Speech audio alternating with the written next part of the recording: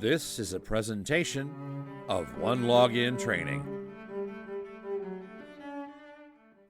Welcome to Configuring the Salesforce App Connector. This is the third and last video in our series. Now we can finally configure single sign-on for our users. Remember, this was the end goal we had in mind. Our users are going to be able to log into OneLogin. They're going to see a tile for Salesforce within the portal. They're going to be able to click on that tile and get directly logged into Salesforce. In order to enable single sign-on for Salesforce, we will be using SAML, Security Access Markup Language.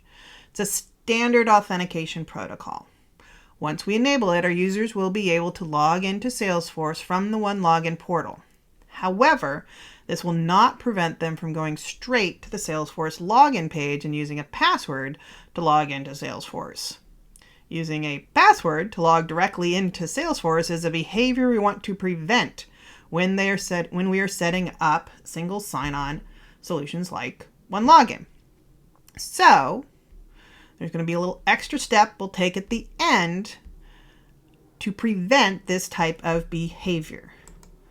We actually have two options that we could enable in order to prevent this behavior, but we're just going to take one of them.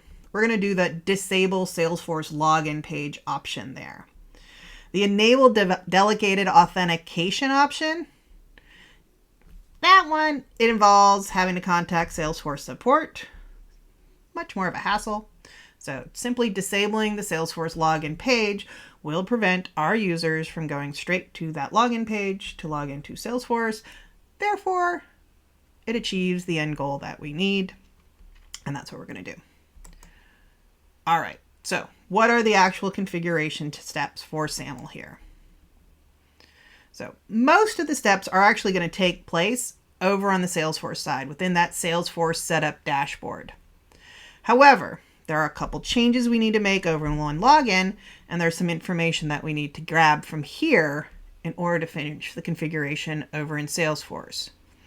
The changes are going to involve that X509 certificate and the SAML signature algorithm. The information we need to grab are going to be that issuer URL and the SAML 2.0 endpoint there. So first, the certificate. A best practice is to use a certificate that is at minimum SHA-256 and that has an expiration date that's less than 5 years. So our options are like 1 or 2 years. So here you can see I created a new certificate, SHA-256 signature, expiration at this point is 1 year. Once you've created the new certificate, you can go back over to the SSO tab of that Salesforce app connector that we created. Click on View Details, see the old certificate, but we're going to change it. So we're going to click Change, and we can select the new certificate that we just created. We'll also want to select SHA-256 from the SAML signature algorithm. Then we can just save the changes to the SSO tab. Now, what do we need for finishing it over on the Salesforce end? Well, first thing that we need is that certificate. So first we're going to download it. So we've associated it with the Salesforce app connector in OneLogin. Now we need to download it so that we can then go upload it over in the Salesforce setup dashboard. All right, let's take a look at all of this in real life. Again, not much we need to do over on the OneLogin end in order to configure SAML, but best practice, make sure we have a nice certificate, one that is going to use SHA-256 and will expire in, say, 1 to 2 years instead of 5. The name that you give it, up to you, of course, something that is useful to know what it is. So I'll just call this guy SHA-256 1 year for now and save it. So now I have this new certificate. Now let's go back over to our SAML app connector and configure it to use the certificate. So SSO tab, and we're going to change and use that new SHA-256 1 year and change our SAML algorithm over here to SHA-256 as well. Now that we've saved the changes, we're just going to download that certificate so we can use it when we're finishing the configuration steps over on the Salesforce end. So I'm just going to click on it. It's X509 PM by default. That's exactly what I need. And I'll just click on download. That's all I need for now. Now that we have what we need from the OneLogin end, we're going to go do the rest of the setup over in Salesforce. So from the Salesforce setup dashboard, you can use that search box on the left to look for single sign-on settings. And you're then going to want to make basically the changes you see highlighted here. I'm going to give it a name of OneLogin. The issuer text box there is where the issuer URL from OneLogin is going to go. Where it says choose file, you're going to click on that and upload that certificate that you exported from the OneLogin end. Over on the right there, you see entity ID. That's always the same. So https://saml.salesforce.com. And then the only other change you really have to make here is that identity provider login URL towards the bottom. That's where you're going to paste that SAML 2.0 endpoint that we get from that SSO tab over in the Salesforce App Connector. Now you could also paste the logout URL from, again, the SSO tab, but that's optional.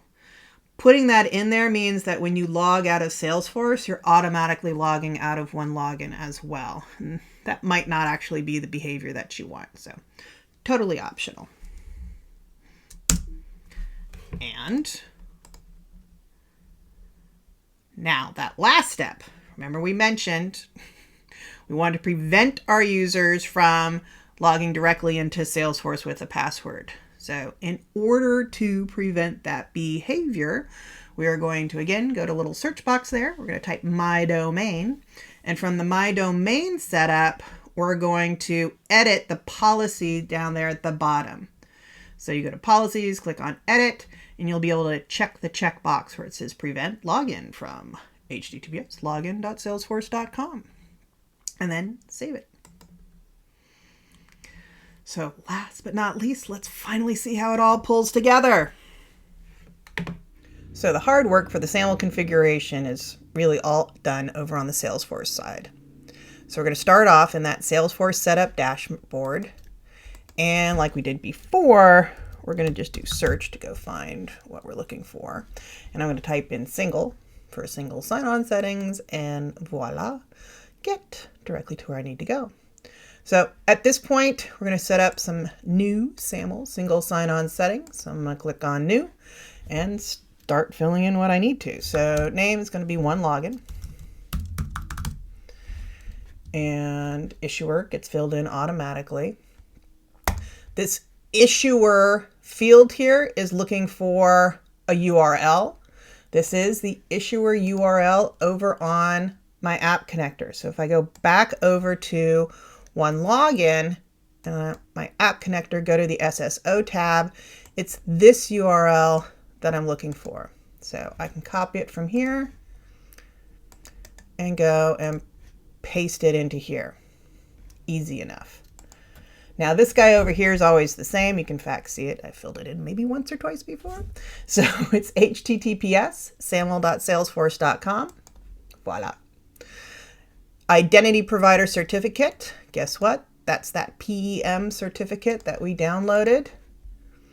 The previous step. You can leave all the rest of these to be the default values. The only other thing I really need to fill in here is another URL. It's called identity provider login URL over here. And in fact, over on the OneLogin end, it's what's called the SAML 2.0 endpoint. So that second URL there on my OneLogin end is what I want to copy and then paste over into here within the Salesforce interface. All I have to do at this point is just click save. Now you should be ready to go. There are just two last changes we need to make before we are ready to cut over our users. First, we need to make sure SAML is enabled in Salesforce. Then, we want to make sure the Salesforce tile is visible in the OneLogin portal. So let's take a look at changing those last couple of settings, then see our Salesforce user log in. So we're going to start off over in Salesforce and check the checkbox where it says SAML enabled. We're still in the single sign-on settings, so we haven't gone far. We're just going to click on Edit there, check the checkbox, and then click Save. Now we can go back over to the OneLogin admin UI and go to our Salesforce app connector. And we're going to toggle the visible in portal, click Save. And now we should be able to test. So I'm going to go to another browser where I already have our Salesforce user logged in. You can see that beautiful Salesforce tile, and they are going to click on it. The magic is going to happen behind the scenes, and our Salesforce user is going to end up being logged in to Salesforce. Voila! Yay! We did it! Now we have completed our goals. Users been assigned to the Salesforce app connector can now see the tile from within the OneLogin portal and log straight into Salesforce. This concludes configuring the Salesforce app connector.